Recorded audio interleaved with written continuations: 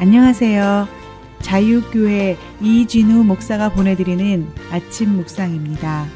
오늘도 예수 그리스도의 향기를 내는 복된 하루가 되시길 바랍니다. 1월 5일 수요일 아침 묵상입니다. 오늘은 아무 짐도 지우지 아니하는 것이라는 제목으로 사도행전 15장 28절로 29절의 말씀 묵상합니다. 성령과 우리는 이 요긴한 것들 외에는 아무 짐도 너희에게 지우지 아니하는 것이 옳은 줄 알았노니 우상의 제물과 피와 목매어 죽인 것과 음행을 멀리 할지니라.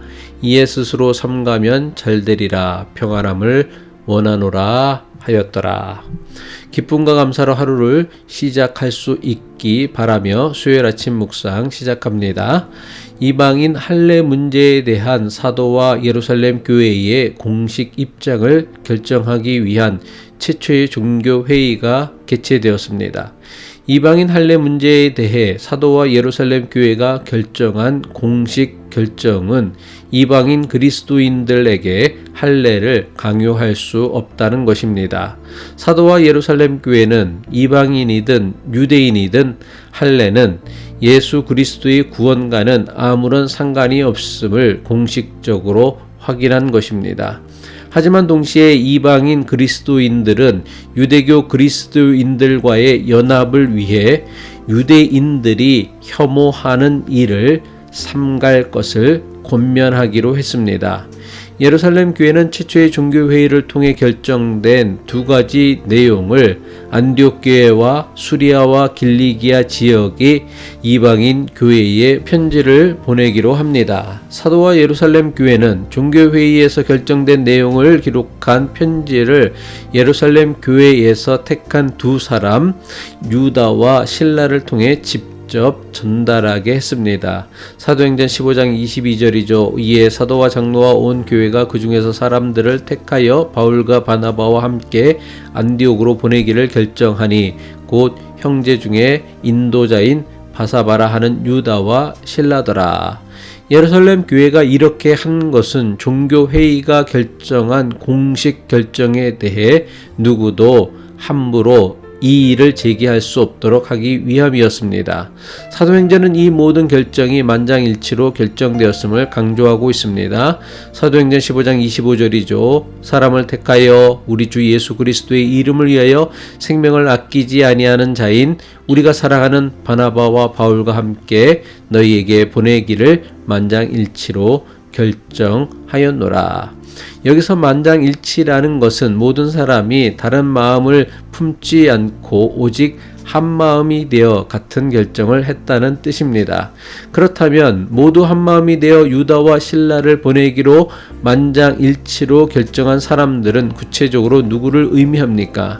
그것은 바로 최초의 종교회의 참석자였던 사도와 장로와 예루살렘 교회였습니다. 한마디로 예루살렘 종교회의에 참석했던 모든 교인을 의미합니다.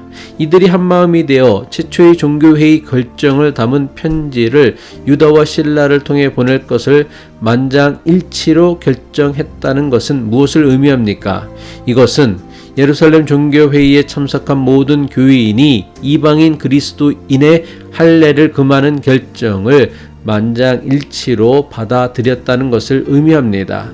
여기서 주목해야 할 것은 처음부터 예루살렘 교회 모든 교인이 이방인 할례를 금하는 것을 찬성했던 것이 아니었습니다. 아마도 처음에는 이방인 할례를 찬성하는 사람이 이방인 할례를 반대하는 사람들보다 훨씬 더 많았을 것입니다. 이렇게 추측할 수 있는 이유는 예루살렘 교회에서 열린 최초의 종교회의에 참석한 사람들은 모두 할례 받은 유대인 그리스도인들이었기 때문입니다.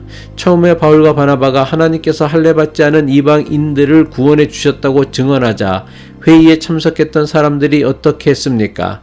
바리새파 출신의 유대인들이 벌떡 일어나서는 바울과 바나바의 증언을 중단시키며 이방인들도 할례를 받아야 구원을 받을 수 있다고 주장했습니다. 사도행전 15장 5절이죠. 바리새파 중에 어떤 믿는 사람들이 일어나 말하되 이방인에게 할례를 행하고 모세의 율법을 지키라 명하는 것이 마땅하다 하니라. 이들의 주장은 너무나 강경했고 이들의 주장에 동조하는 유대인들이 훨씬 더 많았습니다. 그래서 이방인 할례를 주장하는 사람들과 그럴 필요가 없다고 주장하는 사람들 사이에서 오랜 시간에 걸쳐 치열한 논쟁이 벌어졌습니다.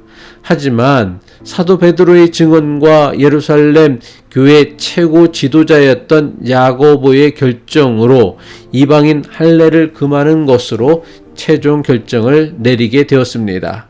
비록 사도 베드로가 증언하고 예루살렘 교회 최고 지도자였던 야고보가 결정했다고 해도 끝까지 자신들의 주장을 굽히지 않는 자들은 반드시 있기 마련입니다. 그런데 이게 어떻게 된 일인지 그토록 치열한 논쟁을 벌였던 사람들 모두가 한마음이 되어 이방인 할례를 금하는 최종 판결을 만장일치로 받아들인 것입니다.